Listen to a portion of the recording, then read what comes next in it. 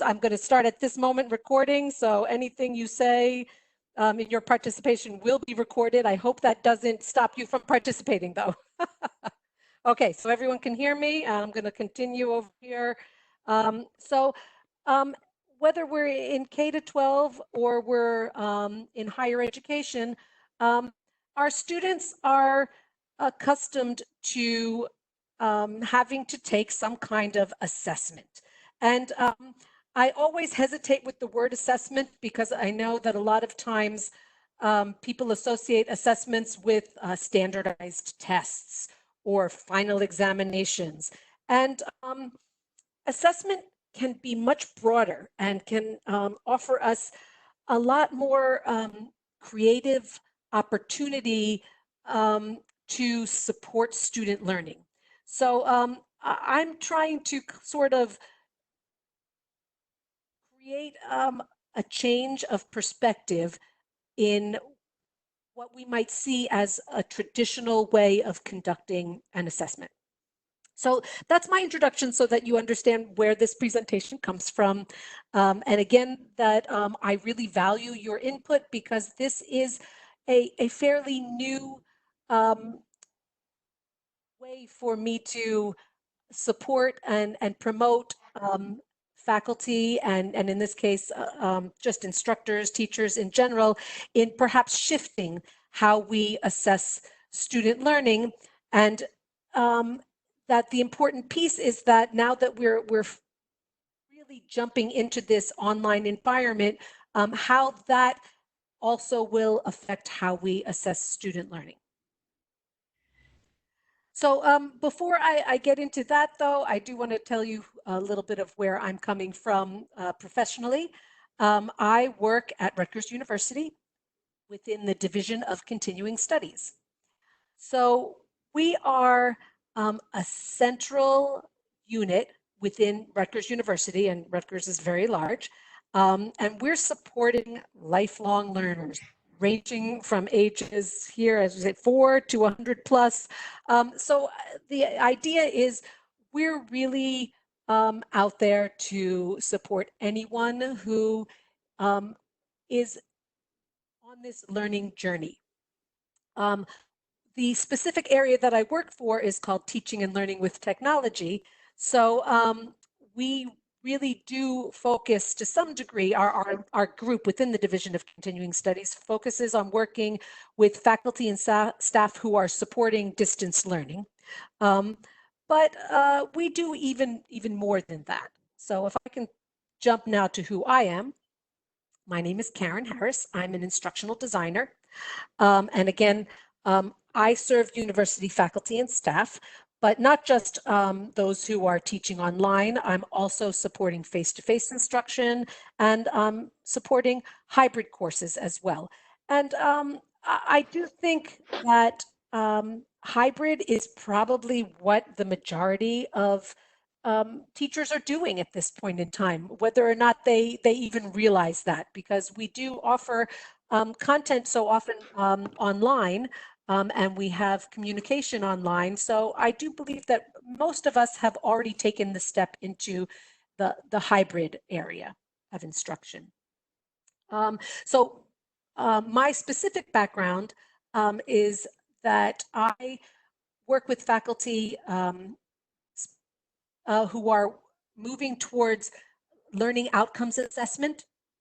So a lot of you know about learning objectives in general. So this is often when courses and entire curriculums are designing their assessments based on perhaps institutional or program curriculum level outcomes. I worked for a decent amount of time in medical education, specifically supporting medical educators. So that's part of my background as well. And the other area that I focus in is interactive learning, specifically online. To tell you even a little bit more about myself, I am a parent. So who am I a parent of? As you can see here, I have one who is in college, and I have one who is currently in high school. So I do feel that that side of who I am is very important. I like to mention that, you know, their journey in learning, I am forever turning things, for example, into a teaching moment. So they laugh at me all the time because I'm explaining to them that I really believe in lifelong learning and that learning occurs in the classroom and outside of the classroom. So, and I really do pay attention to what they're experiencing in their education. We're going to move now to the content of this session. So I need to tell you up front that there will be an assessment at the end of this session. So I like to put this up front, partly because I think it's important, especially when I'm working with instructors, to have you think fully about being in the student role, which is you know, something that we all are in, and at one point or another. And I like to be sure that you're prepared. So I included in this slide exactly what I'm going to ask you to do at the end of this session. So I'm going to ask you to contribute your creative vision of a remotely delivered assessment. And that assessment that you are going to begin to envision and even design in your mind should be appropriate to your subject area. And even bigger than that, I would like to be sure that it aligns with your course level or subject area objectives. So that might have to do with what grade you teach, and again, what you might have even already, you know, written and planned. But I'm encouraging that you begin thinking of a shift that would make it possible to deliver your assessment remotely. Okay, and today's learning objectives. So I think I've pretty much explained some of this, that we're going to rethink how we assess student learning. And we're going to begin to strategize for remote delivery of our assessments. I would love it, since I've unmuted, that we would have a chance to discuss the pros and cons of this shift in delivering assessment. I'm hoping that you will begin to plan to incorporate flexibility in how you evaluate student learning. And then we're going to really brainstorm and share. So that's why we have that assessment at the end, because I want to share what we've all contributed, so that these creative examples may really spark some thinking that we may not have originally had going on, because I know that some of the stress of what's going on perhaps is overshadowing the opportunity that we have to change the way we assess student learning. So here, I just found this yesterday, and I'm going to experiment with this. So I'm hoping you'll be patient. I'm going to leave the presentation and I'm going to try to put this URL. I'm even not sure if I'll be able to, I might have to escape this presentation. I want to try to put the URL out there so that you can watch this video. So I'm going to come over here. See if I can, unless I'm going to have to just play it. I would rather try to share it with you. Let's see. No, not letting me do it. Chat? I'm sorry? Can you put it in the chat? Like if it's Right, I'm going to put it in the chat, but I was kind of hoping I could, there's another place I can put it. But let me try to grab it from here, because it's not letting me grab it. So I'm going to put this in the chat, but there's another way I'm going to show you as well. And let's go. Okay, so I've sent it in the chat, but I'm going to try one other way that is in WebEx. So I'm new to this myself. So, didn't let me paste it. That's really odd. Let me try to copy it again.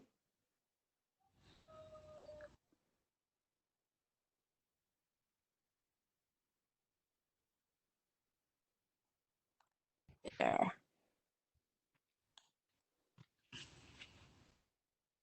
I'm trying to use something called a multimedia viewer panel, but it's not working. So I'm going to, I'm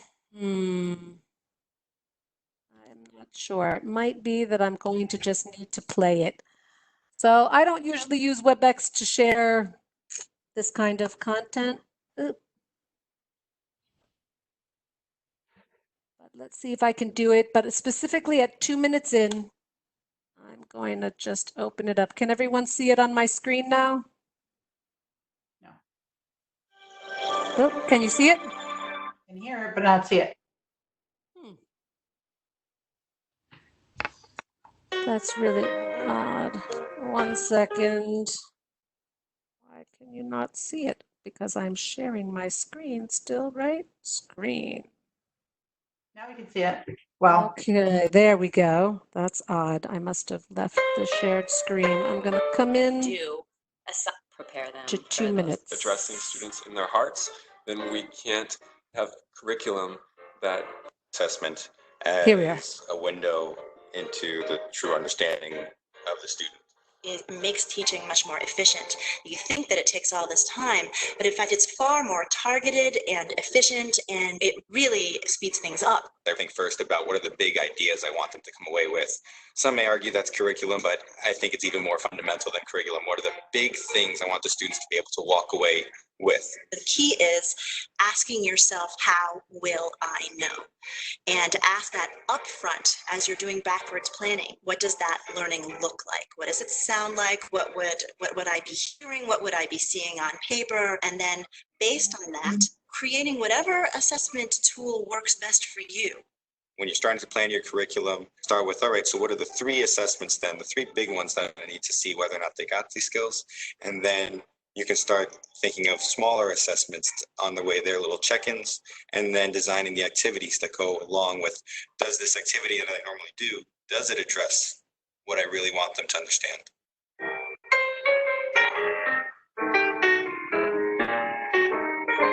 I've been teaching now for about 13 years, and a lot of educational fads have come and gone. But one that I believe is hopefully here with us to stay is precisely this question of how do we know they got it? Before, sometimes it felt like if we taught a great lesson and students were nodding a lot, maybe writing in their notebooks, we felt good. But now we have to find out, did they actually understand the material we were teaching them? Are they connecting this to their own intellectual interests? Is it authentic for them? Was there real learning that happened there? And I think we're getting better at doing that as teachers. I think we're getting better at doing that.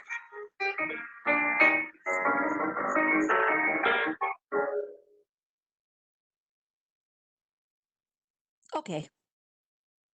I'm going to now jump into, I want to be sure, is everyone back to the presentation? I still see your screen, the authentic assessment, how I know.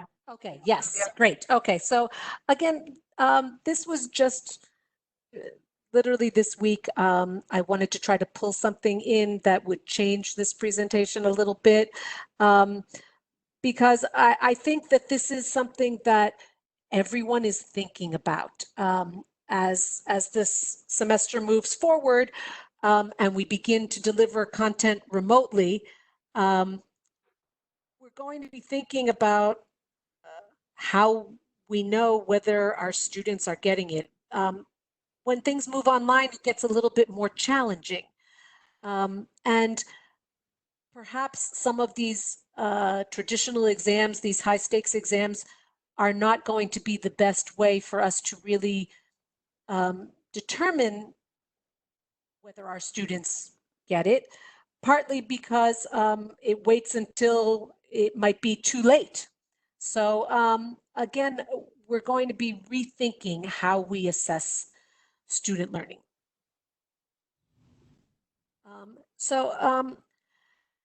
Sometimes people think of assessment as a necessary evil. I don't like to think of it that way personally, but I do like to first place it in the design of my instruction.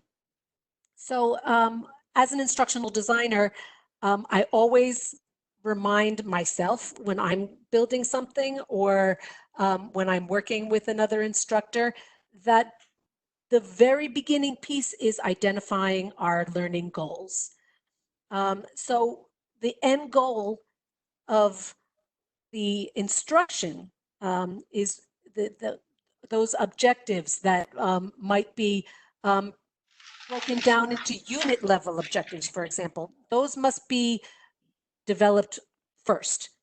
But determining acceptable evidence of learning should happen immediately after that. So in that reverse design process, really those first two steps are the most critical piece. And those are most likely the parts of the instruction that are the most stable over time. So that's our learning goals, our learning objectives, and how we have our students show that they've met those learning objectives. Once we've done that, instruction becomes somewhat of an iterative process because we'll be selecting content. And the content that we select may change over time because knowledge changes over time and subject areas change over time as new things become available. So we're selecting content, and we're also planning learning experiences. So like in the video, they were talking about the activities.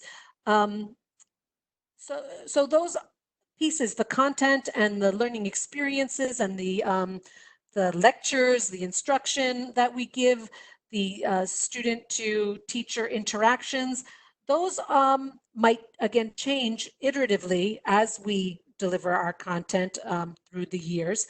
But again, those learning objectives and the way we assess the learning, those are relatively stable, and those are the first steps that we should be looking at each time we're designing instruction. So then we begin to think, we're really shaking things up a little bit if we might be changing how we have students provide this evidence of learning. And now we're also thinking of making it perhaps more student-centered, making it more meaningful to the student. And then we might even be adding whether we can actually have those assessments perhaps be instruments of instruction as well. So the students might be creating knowledge during these assessments. And then finally, we're thinking, how can we leverage this new online context of this process? So again, we're beginning to think, how can we engage in learner-centered assessment practices? So we have our learner, and we want to see that they're learning. So does assessment seem like it might be a hoop that we're having our learner jump through in order to show that they're learning?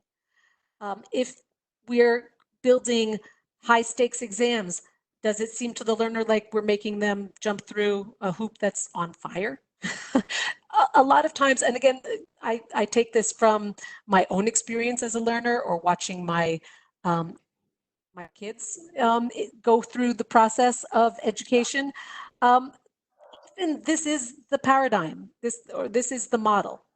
But as a parent, this is what I see. I think my student can, do a lot. And if they were given the opportunity to show what they can do, it would be a better experience for them and their learning would be richer. So how can we make the assessment and the process of learning and the process of assessing learning learner-centered and authentic? Can we offer learners choice of topic? Or can we, if we don't want to give them that much of a broad field, can we provide them with a range of topics?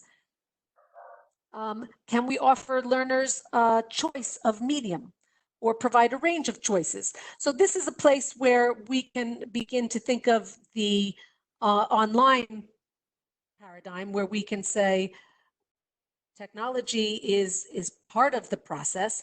So what is out there that we can offer the students that they can use? What kinds of tools can they use? Can we put these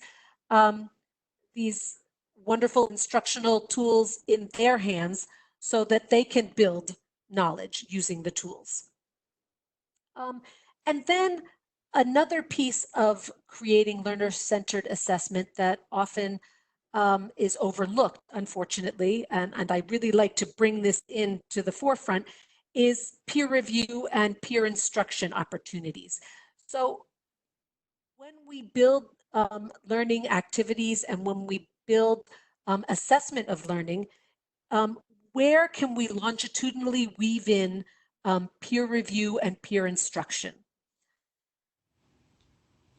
And finally, can we be mindful of creating a learning community and to some degree facilitate interactions that strengthen that learning community? So now I'm going to jump, back from those, more theory-based ideas to the actual nuts and bolts. So what I created was 10 suggestions for ways of assessing student learning. And I broke them into two areas. One is question-based and one is project-based. So I start with question-based assessment because that's pretty much where we are. So if we're going to transition ourselves into something new and more creative, it may take some intermediary steps. So I've got three ideas or three ways that you can perhaps create a framework for assessing student learning that is driven by questions. And I think a lot of you might know about this one already, a series of quizzes. So in the course of learning, rather than offering one high stakes exam, you might break the content down into a series of quizzes that would offer multiple measures of the learning mastery.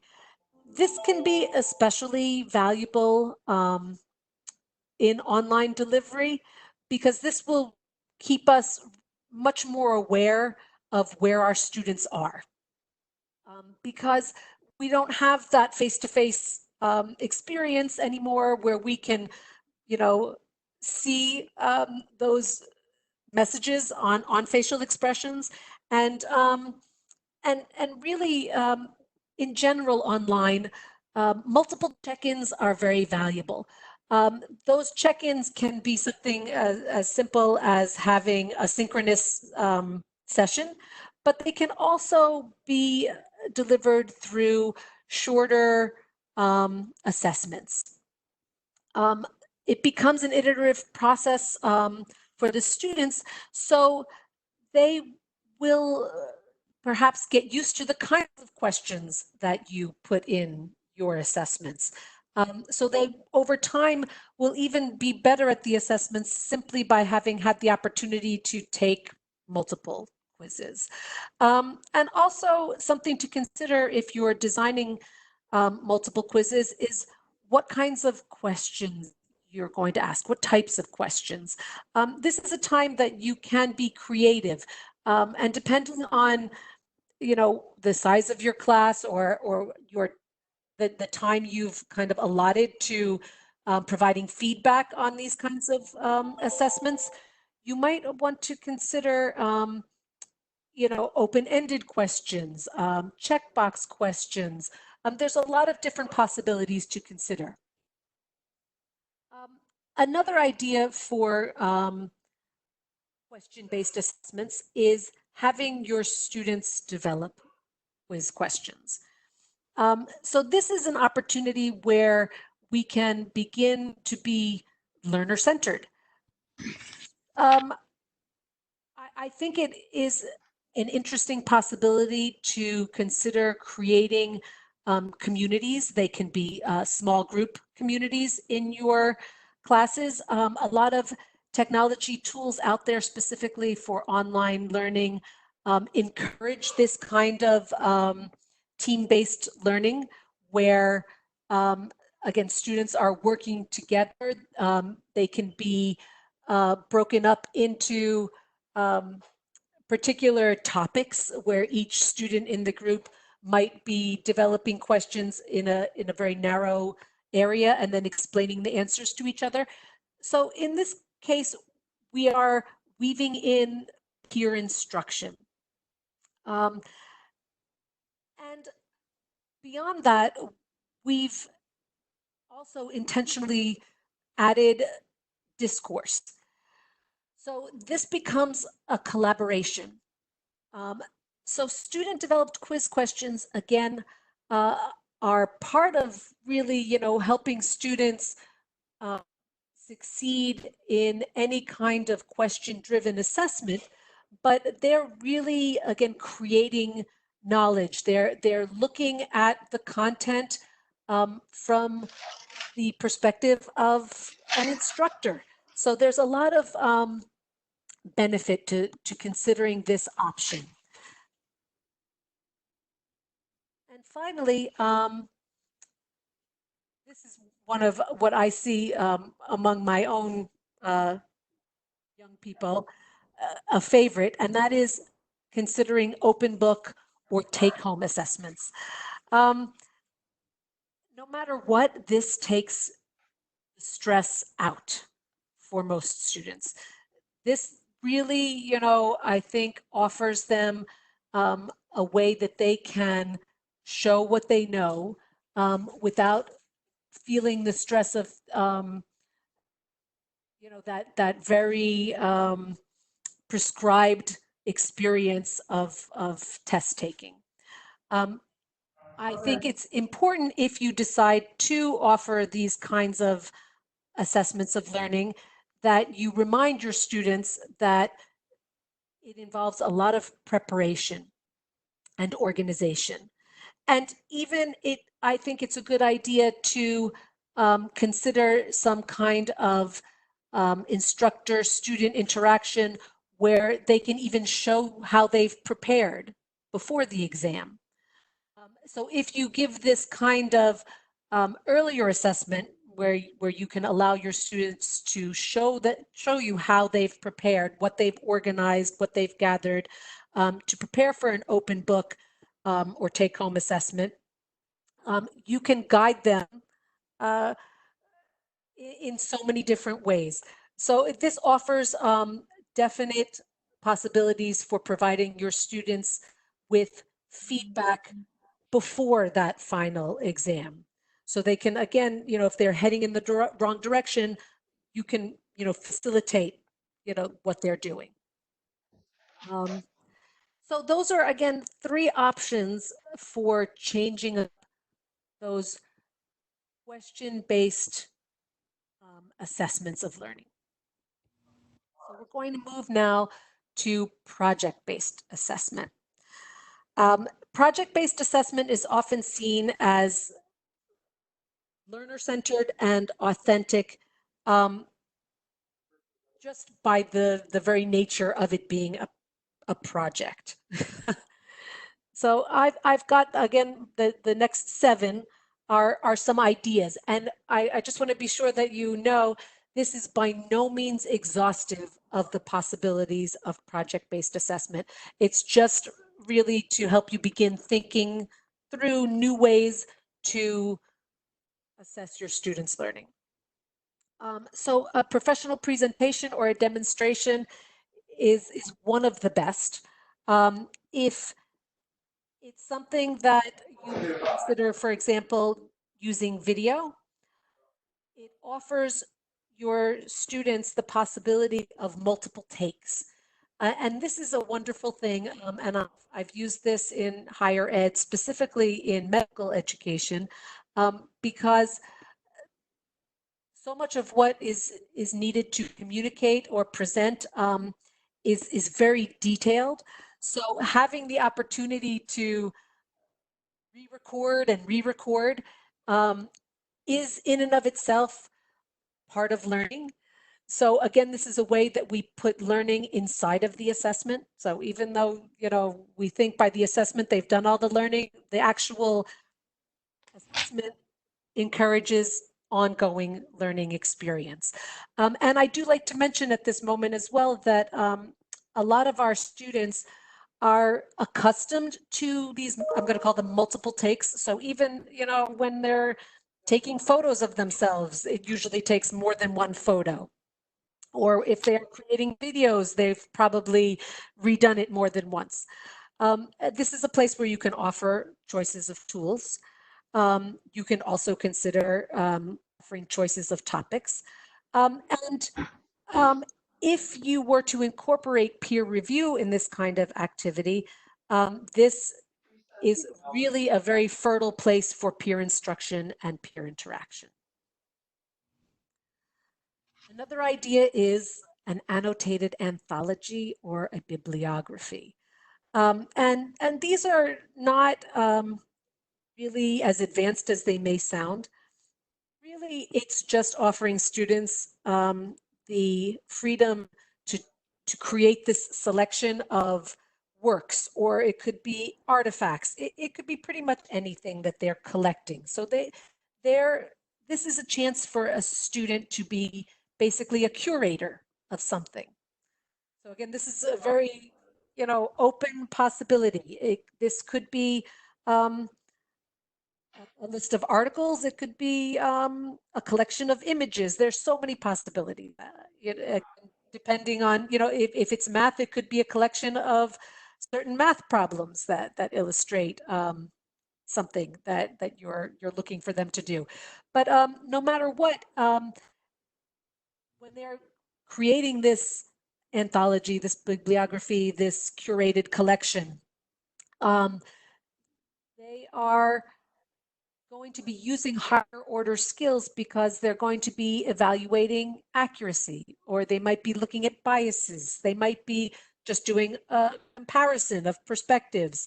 Or you might just want them to support why they chose the items that they chose. So there's a lot of possibility in having students, again, creating some kind of annotated collection.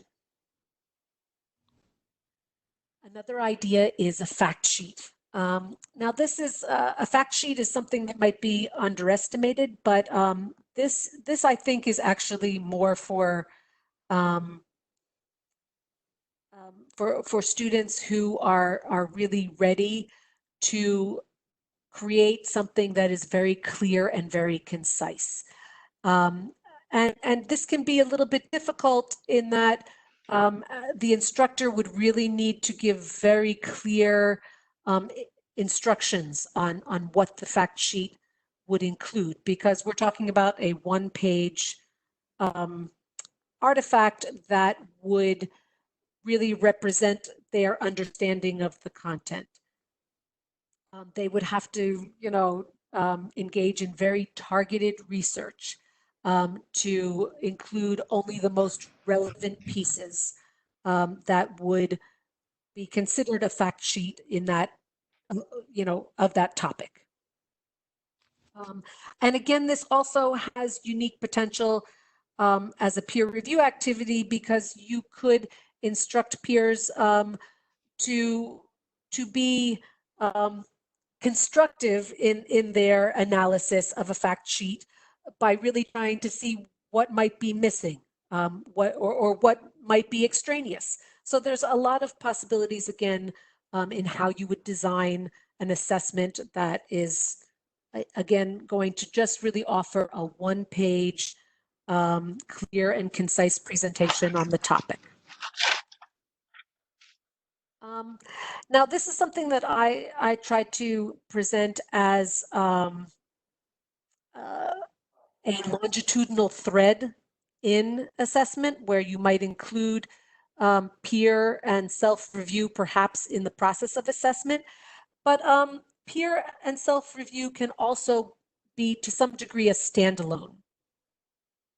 So no matter what, it offers opportunity for personal reflection. So you're going to be asking your students, if it's a self-review activity, to really go through and, you know, suggest perhaps how they maybe could improve. And that's challenging.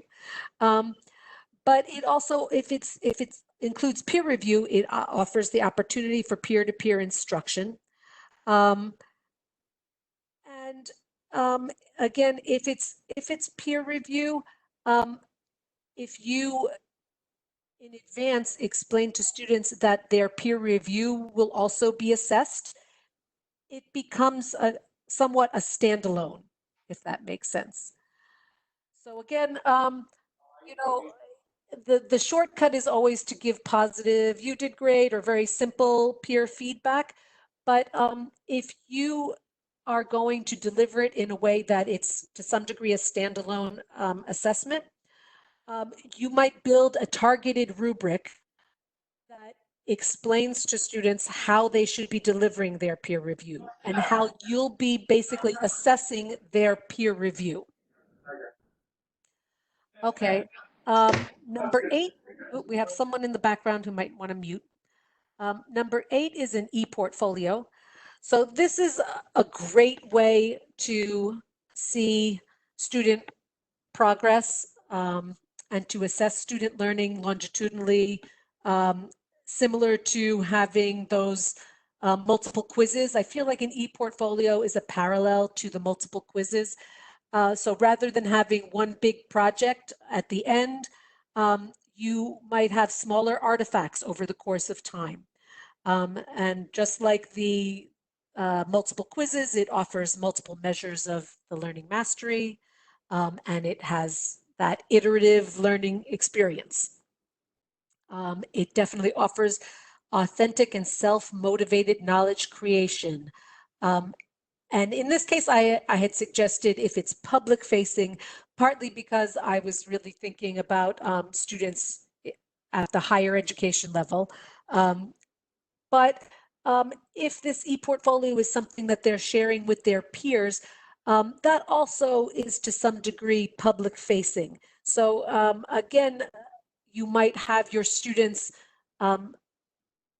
having this portfolio, this collection, and then having them share it with their peers. And again, another idea for this is that an ePortfolio, not only does it apply to multiple disciplines, so you could have an ePortfolio really in any subject area, but something more creative is that it could be interdisciplinary. So an ePortfolio might include artifacts from different subject areas. So it might be a portfolio that includes science and sociology and whatever courses the student is taking. It can be an interdisciplinary possibility. And that again makes it even more interesting. So if they are sharing with their peers what they've created, again, learning goes on there as well, particularly if it's public facing. Number 9, this is the non-traditional paper. So this is another one of those where I don't have an exhaustive list at all. I've just, pulled a few possibilities. But having students write an op-ed piece or create their own documentary or interview someone or create a series of recordings that are podcast-like, there are a lot of possibilities that I think are very authentic for students. You know, some may really be interested in, you know, documentaries that what like this also gives them this choice, you know, saying, you know, what would be of interest to a student that might be, again, non-traditional, but still a form of communication. So for this as well, you can offer not just the choice of the platform, you know, it can also be then a choice for what kind of tool they're using to communicate. So again, non-traditional paper is another wonderful way where you could have traditional papers or traditional, you know, short excerpts that are written that might be leading up to this non-traditional paper. So again, if writing is a piece of it, there are many ways to structure this kind of learning assessment so that there might be building blocks involved moving towards this final piece. And last but definitely not least is the group project. So this is one that I know I'm going to say from my own students in my house that can often have a negative feel or a negative reaction. So I like to talk about group projects by explaining first that it doesn't always work. So this requires a certain amount of planning up front for it to be a good experience. And sometimes if it's not a good experience, that is an experience as well. But I do like to mention that one of the things that I recommend is the deliberate practice of group selection. And that means really putting your groups together with the knowledge of those individuals, what their skills might be. I sometimes give an example from my college age student who was surprised in a particular course that in her group, she was the only one that had certain math prerequisites in her group so that she could, well, she was explaining that she was instructing the other students in the group for the math part of the project. And I understood after talking to her that it was definitely a deliberate grouping, that she had been put there with certain skills and that there were other members of the group who had other skills to contribute. So again, putting these groups together should be deliberate if it's going to be a group project that will be assessed. There's definite need, I think, to incorporate peer review, because no matter what, in group projects, we often see that some students might feel that they are participating more than others. So peer review of group members that is very directed and might really have also, you know, an understanding of what that review is, and it can be, you know, including how did they participate? Was their participation constructive? So you would need to consider how you would have the students review each other and make sure that that is put in place up front. So again, group projects can be wonderful because now you have discourse, you have negotiation going on in an online environment.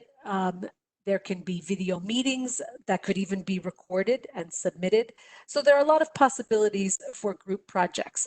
And this also can be really in any subject matter area. I like to give an example from my high schooler who in his Algebra 2 course had a teacher who used to give group quizzes.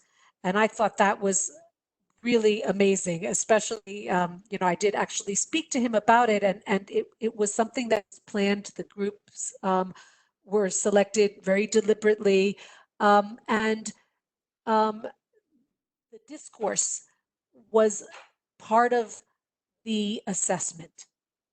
So again, group projects can be almost anything, any subject matter area. Again, you're thinking about often that you're not assessing the answer that they come to, like in that math quiz, but you're assessing how, as a group, they negotiated to get to that answer. Finally, I'm just going to mention rubrics. So this rubric that I have is really a rubric for teachers who are implementing project-based teaching.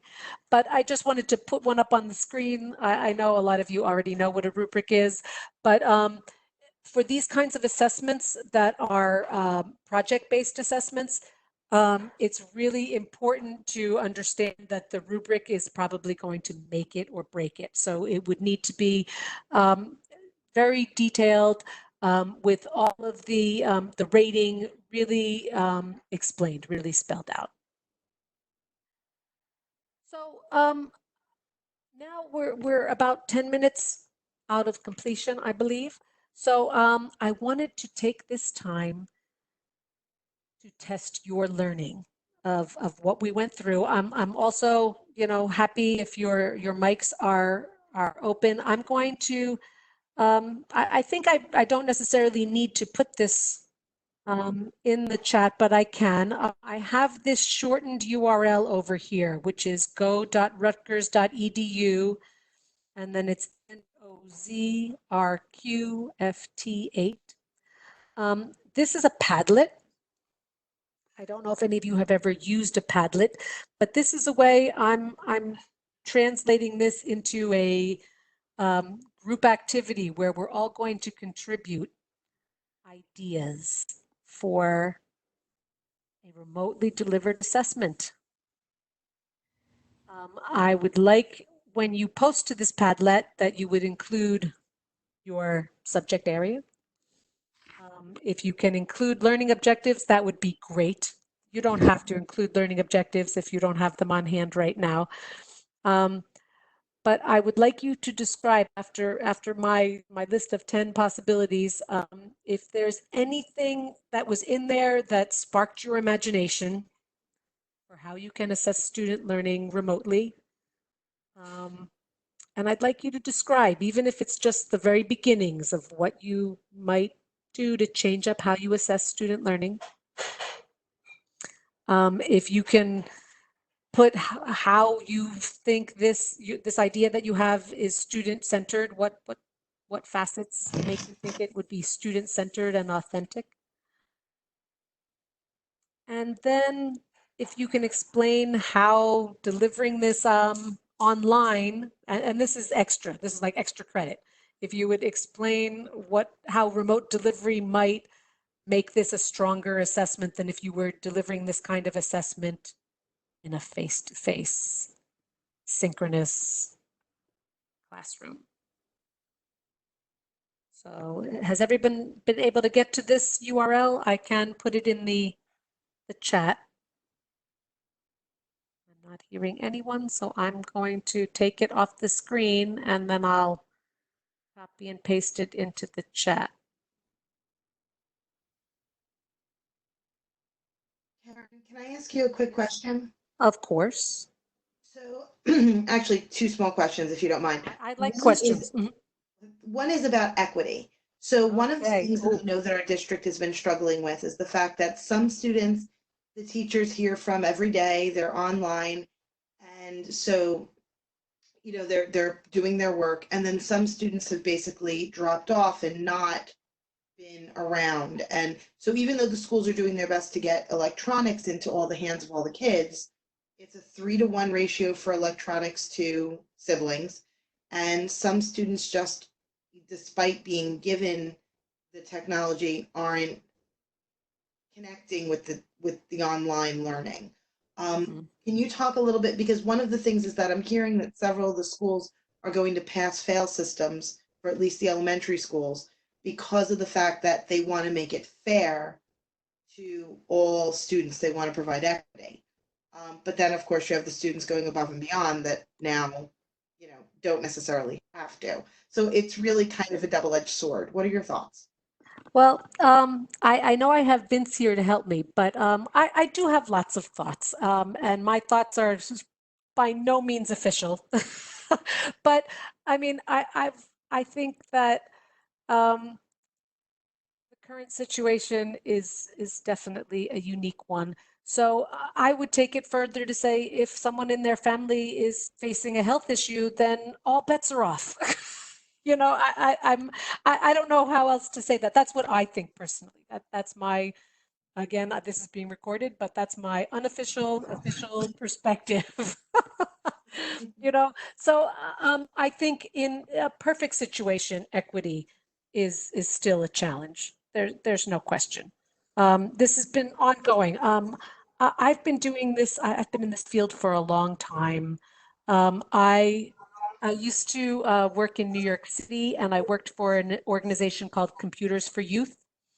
And what we did was we went out to communities that we knew were challenged, and we had connections with private businesses who contributed computers that they were no longer, going to use because they had updated theirs. And we, were showing people back in those days how to plug the keyboard in. And, so I'm going to say equity's been going on again for a very long time. I know that nothing I could say will change.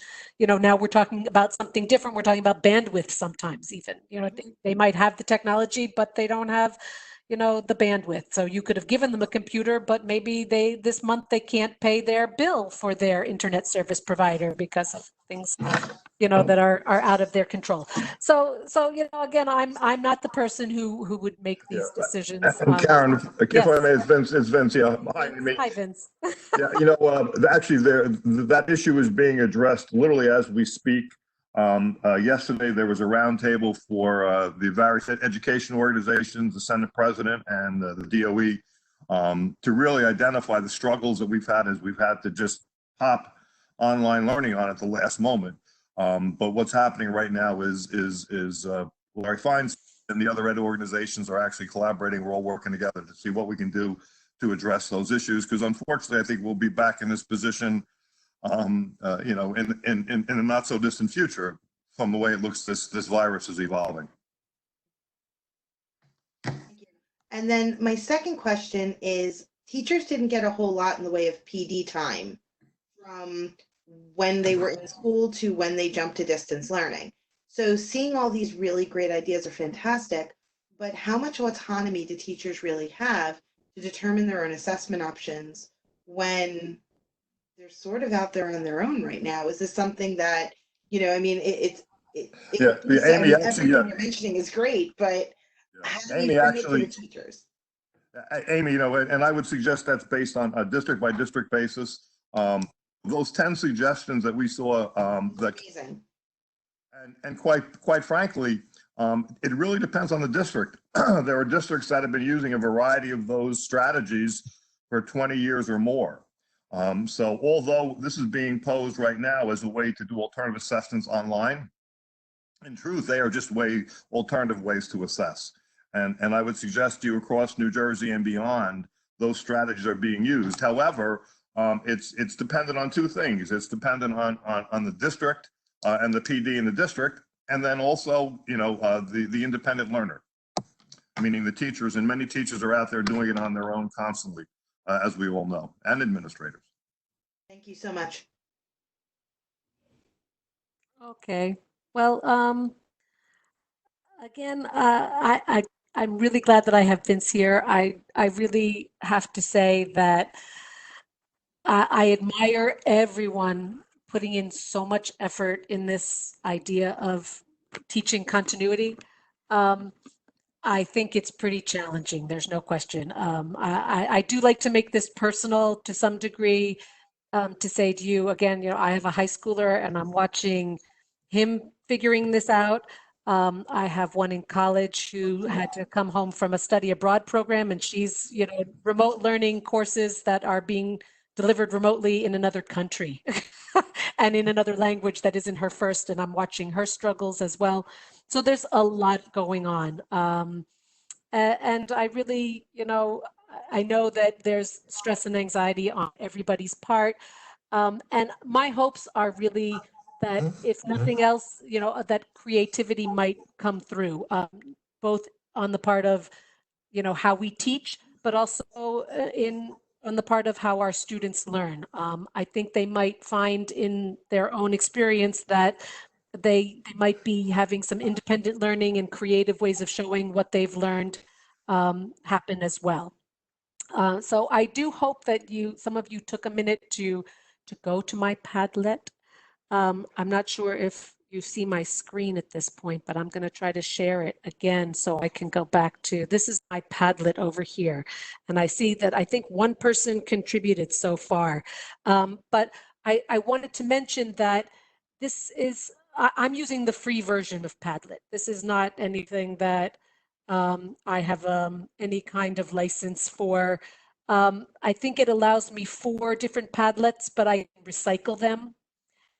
And I think it's a great way just to have a collaborative contribution happen where people can see what everyone is contributing. And it's great for this kind of brainstorming activity. But if you look at Padlet, there's more that you can do with it than this kind of brainstorming activity. This is just one way to use it, and your students have it in their hands as well. They can create a Padlet too. So if there was a group project, they could have everyone in their group contribute to a Padlet if you have someone as the lead in the group.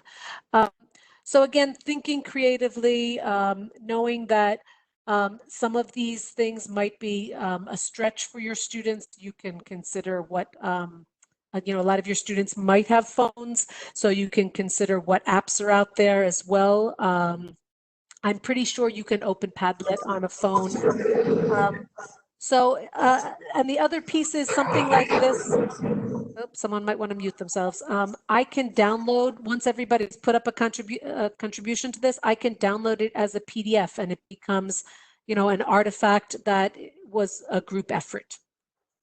So one thing, Karen, the link is not working for me. It says that the link does not exist when I go to it through the chat. Oh, the one I just posted, the go.rutgers.edu. Correct. I'm going to look at my chat. 1 second. Make sure. Yeah, that's what I copied. What are you getting? You're getting nothing.